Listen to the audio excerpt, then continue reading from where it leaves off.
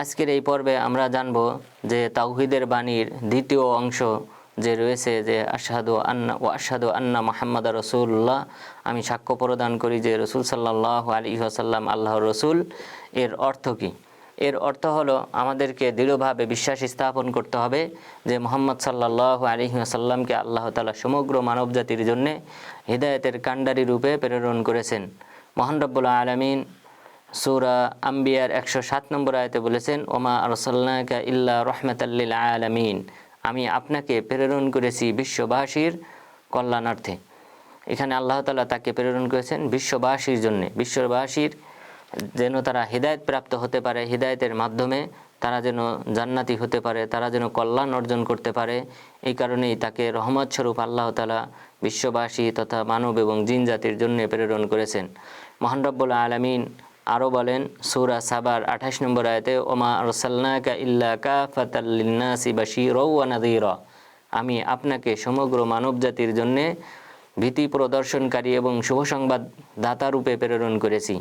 তাহলে রাসূল সাল্লাল্লাহু আলাইহি ওয়াসাল্লামের আগমন হয়েছে মানুষকে জাহান্নাম থেকে বাঁচানোর জন্যে এবং জান্নাতের সন্ধান দেওয়ার জন্যে, মানুষ কিভাবে জান্নাত অর্জন করতে পারে এবং জাহান্নাম থেকে কি কর্ম থেকে বিরত থাকার মাধ্যমে জাহান্নাম থেকে দূরে থাকতে পারে সেই দিক নির্দেশনা দেওয়ার জন্যে।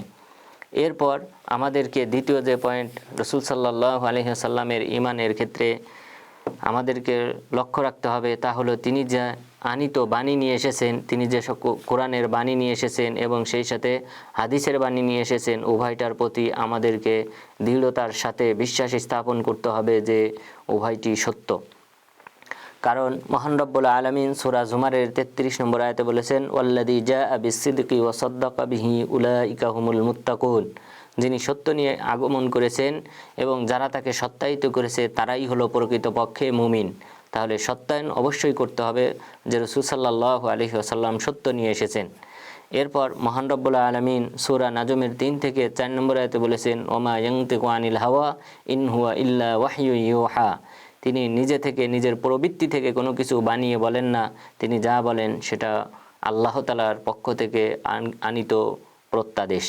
তাহলে আল্লাহ তাআলার পক্ষ থেকেই যেহেতু ওহী আসে এবং সেটা কোরআনও হতে পারে, হাদিসও হতে পারে, সুতরাং উভয়টাই সত্য, এটা আমাদেরকে অবশ্যই মনে প্রাণে বিশ্বাস স্থাপন করতে হবে এবং তাকে স্বীকৃতি প্রদান করতে হবে। এরপর সেই সাথে রাসূল সাল্লাল্লাহু আলাইহি ওয়াসাল্লামের আনুগত্য করতে হবে। সমস্ত নবী রাসূলগণকে আল্লাহ তাআলা প্রেরণ করেছেন, তারা যে দিক নির্দেশনা দেয় সেই দিক নির্দেশনা অনুযায়ী যেন মানুষ পরিচালিত হয়, হেদায়েত প্রাপ্ত হয়। মহান রব্বুল আলামিন সূরা নিসার 64 নম্বর আয়াতে বলেছেন, ওয়ামা আরসালনা মির রাসূল ইল্লা লিইউতাআ বিইযনিল্লাহ, আমি এমন কোনো নবী রাসূল প্রেরণ করি নাই, অথবা আমি যে কোনো নবী রাসূলকেই প্রেরণ করেছি তাকে আমার আনুগত্য করার জন্যই প্রেরণ করেছি। মানুষেরা যেন আল্লাহ তাআলার নির্দেশে এই নবীগণের যেন আনুগত্য করে, সেই আনুগত্য করার জন্যই আমি তাদেরকে প্রেরণ করেছি। মহান রব্বুল আলামিন সূরা নিসার 65 নম্বর আয়াতে বলেছেন, ফালা ওয়া রাব্বিকা লা ইউমিনুনা হাত্তা ইউহাক্কিমুকা ফীমা শাজারা বাইনাহুম সুম্মা লা ইয়াজিদু ফি আনফুসিহিম হারাজাম মিম্মা কাযাইত ওয়া ইউসাল্লিমু তাসলিমা, যে তারা কখনোই মুমিন হতে পারবে না যতক্ষণ পর্যন্ত না তারা আপনার ফয়সালাকে মনে প্রাণে দৃঢ়তার সাথে বিশ্বাস স্থাপন করবে, মনে প্রাণে মেনে নেবে এবং তারা কোনো প্রকার মনোকষ্ট পাবে না এবং তারা দৃঢ়তার সাথে আপনার এই ফয়সালাকে মেনে নেবে। যদি তারা ফয়সালাকে মেনে না নেয় তাহলে ততক্ষণ পর্যন্ত তারা মুমিন হতে পারবে না। তাহলে আমাদেরকে অবশ্যই বিশ্বাস স্থাপন করতে হবে যে আল্লাহ তাআলা রাসূল সাল্লাল্লাহু আলাইহি ওয়াসাল্লামকে মানুষ এবং জিন জাতি সবার কাছে রসুল হিসেবে, নবী হিসেবে, সতর্ককারী রূপে, রহমত স্বরূপ রূপে আল্লাহ তাআলা তাকে প্রেরণ করেছেন। এবং সেই সাথে আমাদেরকে তিনি যে ওহী নিয়ে এসেছেন কোরআন এবং হাদিস, আমাদের বিশ্বাস স্থাপন করতে হবে তা সত্য এবং সেই অনুযায়ী আমাদেরকে আমল করতে হবে এবং সেই সাথে তার আনুগত্য করতে হবে।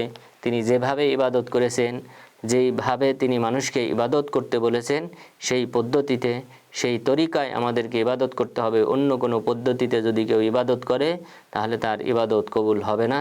সুতরাং আমাদেরকে এই সাক্ষ্য প্রদান করা যে আল্লাহ তাআলা ব্যতীত সত্য কোনো মাবুদ নেই এবং মুহাম্মদ সাল্লাল্লাহু আলাইহি সাল্লাম আল্লাহর রাসূল, এই বাক্যের শেষ অংশের অর্থ হলো এই তিনটি দিক নির্দেশনা মেনে চলা এবং তার পক্ষ থেকে আনিত বিধিবিধানের প্রতি শ্রদ্ধা রাখা এবং মান্য করা এবং তার পদ্ধতিতে দেখানো পদ্ধতিতে ইবাদত করা।